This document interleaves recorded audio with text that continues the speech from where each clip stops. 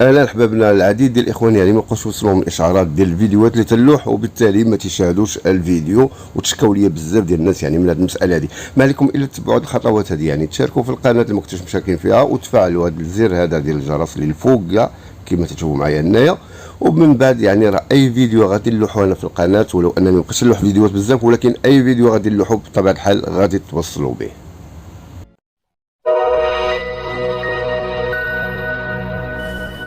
اول مره تشاهد معنا هذه القناه هذه، ما يبقاش لنا بواحد الاشتراك وبواحد اللايك فضل الله امر بطبيعه الحال. ونبداو بهذا الفيديو ديالنا على بركه الله. اول حاجه غنبداو بها الفيديو ديالنا هو الجديد ديال الازمه الروسيه الاوكرانيه. كما تعرفوا مؤخرا كان اجتماع ديال وزراء خارجيه مجموعه السبع في ميونخ. المهم جدوا في الاعلان الختامي ديالهم ديال هذا الاجتماع هذا ديالهم بانهم غيرسلوا المزيد من الاسلحه الى اوكرانيا طالما الامر ضروري لذلك، وكذلك غتكون متابعه ديال عقاب كذلك ديال مرتكبي جرائم ديال الحرب. وهذا الاجتماع ديال وزراء الخارجيه اللي كما قلت لكم اللي كان في ميونخ كان تحت الرئاسه ديال اليابان، واللي حضر كذلك في هذا الاجتماع كذلك وزير ديال كييف ديميترو كوليبا.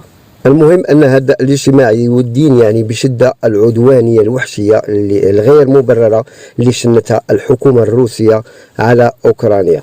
وفي الاخير يعني اعضاء ديال هذه المجموعه السبع يعني تحثوا روسيا على سحب جميع ديال القوات والمعدات من اوكرانيا فورا ودون قيود ولا شروط، وعلى احترام استقلالها وسيادتها وسلامه اراضيها داخل حدودها المعترف بها دوليا. وبينوا على انهم غادي يستمروا يعني في بذل اقصى الجهود يعني من اجل التضامن المستمر مع اوكرانيا طالما كان ذلك ضروريا. ننتقلوا الان للاجابه على بعض الاسئله ديال الاخوان اللي تسولوني على البونوس ديال الترانسبورت. كما تعرفوا اللي كان في السنه اللي فاتت ديال 2022، وقلت لهم بانه راه كاين حتى في هذه السنه هذه ديال 2023. فعلا راه كاين حتى في هذه السنه هذه ديال 2023، لكن للاسف البلاتفورما اللي تدخل لها الانسان يعني باش يدفع الطلب ديالو ما تيتمكنش يعني انه يدفع الطلب، وتلقى بانه مكتوبه بانه يعني محبوس، يعني تم حظر يعني الطلب يعني ديال هذا البونوس هذا في الاول ديال جنايو ديال 2023. كل مساله اللي كاين هو انه خصو يتم يعني الميزاجور ديال هذا البلاتفورما ديال هذا السيتو هذا ديال وزاره النقل اللي خاصه اللي هي عن طريق اللي تاخذ الانسان يعني عن طريق سبيد، كذلك ضروري من سبيد وتدخل الانسان باش يطلب هذا البونوس هذا اللي توصل يعني 60 اورو. يقدر الانسان يعني ياخذ به حتى يعني لابونمون انوالي مثلا تكون ناقصه عليه يعني هذيك 60 اورو، او ممكن كذلك انه يدير به فقط يعني انخراط شهري اللي يقدر يستعمله في الحافله في المترو في القطار كذلك، يعني بدون حتى شي مشاكل. ما علينا الا نتسناو اللي كاين هو ان نتسناو حتى يدار ليه يعني الميزاجور يعني هذا البلاتفورما ولا هذا السيتو باش نتمكنوا اننا نطلبوا هذا البونوس هذا لغايه الساعه. كما قلت لكم يعني جربت غير البارحه، يعني جربت هذه المساله هذه، دخلت الموقع لقيت بانه ما يمكنش انك تطلب البونوس، لكن اللي شفت هو انه البونوس غادي يكون يعني حتى في هذه السنه هذه ديال 2023. المهم ان فوا غادي يبان ليا وغادي ندخل مثلا الموقع ونلقى بانه يعني صافي راه تفعل بطبيعه الحال، راه غادي نخبركم الاخوان يعني باش تطلبوا انتم كذلك هذا البونوس ديالكم ديال 60 اورو اللي خاص بالنقل. العديد ديال الاخوان يعني تيسولوني خويا واش هذا العام عاوتاني غتكون بحال العام اللي فات يعني الديكريتو فلوسي؟ ممكن الناس اللي كاينين هنا في ايطاليا يعني يخدموا كما كانوا خدموا في الديكريتو ديال فلوسي ديال 2022. كما تعرفوا بزاف تمكنوا انهم يخدموا ويحصلوا على عقد عمل بلا ما يمشيو يعني البلد ديالهم، يعني كانوا هنايا فوق الاراضي الايطاليه. كاين فيهم كذلك اللي كان يعني دافع في اللجوء وباقي ما خذ اللجوء ما والو، وتمكن كذلك حتى هو انه يخدم ويحصل على عمل ويخدم بدون حتى شي مشاكل. هذه المساله واش غادي تكون في هذا عاوتاني نهار 27 غيبدا الدفع ديال الطلبات عاوتاني للحصول على عقد عمل؟ ما نقدرش نقول لكم واش غتقدر تكون او ما غاديش تقدر تكون. كانت كما قلت لكم لانه كانت الظروف ديال الوباء وما كانش يتمكنوا الناس يجيو لهنا الايطالي، لذلك يعني تمكنوا العديد يعني الدوله سمحت ان المشغلين يشوفوا الناس اللي كاينين هنايا في ايطاليا. هذه المره هذه واش غادي تكون او ما غاديش تكون الله اعلم، ما نقدرش نجزم بهذه المساله هذه. المهم اللي تنعرف نعرف انا اللي كاين ان عقود العمل الموسميه يعني اللي هو ديكريتو فلوسي مرسوم التدفقات، يعني يجيو الناس من خارج الاتحاد الاوروبي ومن خارج ايطاليا باش يجيو يخدموا هنايا. هذا هو مرسوم يعني التدفقات ديكريتو فلوسي، ماشي سناتوريا، لانه اللي خدموا الناس اللي كاينين هنايا راه تتسمى سناتوريا. بالنسبه سميتو المراكز ديال التشغيل اللي كاينه في ايطاليا، راه ما يمكنش اي واحد غادي يمشي يتسجل فيها الا ما عندوش بيرميسو سيجورنو ديالو. يعني باش تكونوا عارفين هذه المسائل هذه، يعني الناس اللي مسجلين في المراكز ديال التشغيل راه عندهم بيرميسو سيجورنو ديالهم، مشاو تيقلبوا على خدمه.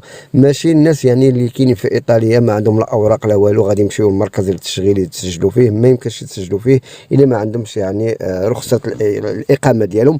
المهم هذا شيء يعني من بزاف ديال الناس يعني سولوني على هذه المساله هذه. بصراحه يعني انا تنقول لكم داك الشيء اللي كاين اللي يعني ربما ما غاديش يعجبوا الحال في هذه المساله هذه. المساله ديال السناتوريا كما تشوفوا معايا لغايه الساعه يعني باقا ما كاين حتى شي حاجه، ما شفنا حتى شي مستجدات في هذه المساله هذه، ولو انني شفت يعني بعض المنشورات اللي تكلموا على السناتوريا لدرجه انني وليت نقول ماشي بعيد ربما تقدر تكون سناتوريا، لانه كما قلت لكم يعني ايطاليا عوداتنا دائما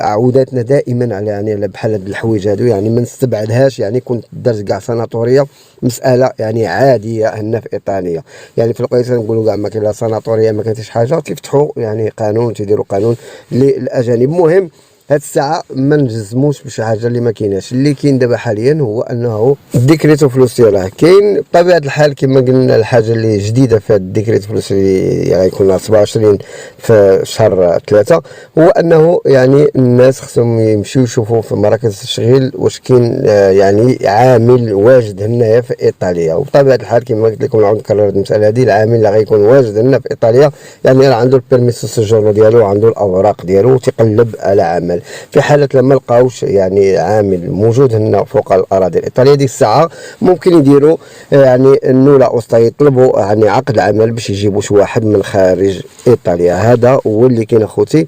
ان شاء الله لكانت مستجدات اخرى ان شاء الله ما كرهناش نفرحوا الجميع اللي كاينين، الناس اللي كاينين هنايا يعني ما عندهمش اوراق ولا يعني حارقين يلا جاو، ما كرهناش نفرحوا الجميع ونوصلوا لهم هذا الخبر. ولكن للاسف راه ما كاين حتى شي حاجه من هذا الشيء هذه الساعه هذه. تتمنوا في المستقبل انه يكون حل للجميع، يعني الناس المساكن اللي ما عندهم الاوراق لا حتى شي حاجه وحارقين هنا، انهم يتمكنوا من تسويه الوضعيه ديالهم باش يمشيو يشوفوا الاهل ديالهم ويشوفوا خوتهم وكذلك يخدموا على رؤوسهم. في الاخير غادي نختم هذا الفيديو هذا بهذه الحاله الاجتماعيه ديال هذا الاخ هذا اللي كاين عايش في المانيا واللي كان يعني الاب ديالو مريض. راه درت عليه فيديو شحال هذه، ودابا الاب ديالو مسكين راه توفى ولغايه الساعه هو راه باقي في المانيا. يعني ميسور الحال في المغرب، يعني الحمد لله كما كان الحال الحمد لله. المهم تتمنوا لي هو انه الا كان في الاستماع انه يوصل ليه الفيديو هذا ويتصل بالعائله ديالو، لانهم اتصلوا بيا تكلموا معايا وراه عندي واحد يعني اوديو غادي يسمعوا دابا النيت ديال الاخت ديالو. المهم تنتمنى انه الناس اللي تعرفوه حتى هما كذلك يحاولوا يوصلوا لي هذا الفيديو اخوتي الله يرحم لكم الوالدين باش يسمعوا ولا نعرفوا غير الجديد ديالو، واش هو حي ميت مشدود اش واقع عليه فين كاين في المانيا. المهم على ما قالوا لي العائله ديالو انه كاين في النواحي ديال الدوسيردورف. تتمنى انه يكون بخير وعلى خير بصحه وعافيه جيده ان شاء الله. شي تنتمنى ونخليك اخويا تسمع يعني الميساج ديال واحد الاخت ديالك. سلام، كي داير خويا جلال؟ لاباس عليك؟ بخير هاني خويا. شاد الغبره غبرتي عاوتاني ياك ما كاين باس، راه حنا مشطونين عليك بزاف ومشوشين عليك. عافاك اخويا الا كنتي كتسمع الا سمعتي هذا الاوديو حاول تواصل معنا، راه ماما مشوشه عليك بزاف وبغات عيب تسمع صوتك ثاني وتشوفك. الله يرضي عليك اخويا لما دوي معاها وتواصل معنا، الله يدير لك ساويل ديال الخير. كما سمعتوا اخوتي هذا هو يعني الرساله الصوتيه ديال الاخت ديالو اللي تتوجه لي، يعني هذه الرساله باش انه يتواصل معهم، ما تطلبوا منه والو غير يتواصل معهم ويسول على الاحوال ديالهم. ورا الوالده ديالو حتى هي كذلك تتسول عليه. تتمنوا انه يوصل لي هذه الرساله، توصل ليه اي واحد تعرفوا اخوتي الله يرحم لكم الوالدين، وصلوا لي هذه الرساله هذه. وهذا الشيء اللي كاين راه كلشي فايت، الدنيا راه كلها فايته والغربه صعيبه بطبيعه الحال. العالم ديال الله تا هو في هذه الغربه كيفاش داير الاحوال ديالو. المهم تنتمنى ان هذا الميساج وهذه الرساله ديال الاخ ديالو توصل ليه، اللي خليكم تساعدونا باش توصل ليه هذه الرساله هذه، انكم تنشروا هذا الفيديو هذا على الجميع، او قطعوا غير هذه البلاصه هذه اللي فيها هو كاع، ما تصيفطوش كاع الفيديو كامل، غير هادشي اللي تيهمو هو صيفطوه ليه ووصلوه ليه، الله يرحم الوالدين، والدال على الخير كفاعله، ونتمنى هذه الرساله توصل ليه ان شاء الله. والسلام عليكم ورحمه الله تعالى وبركاته.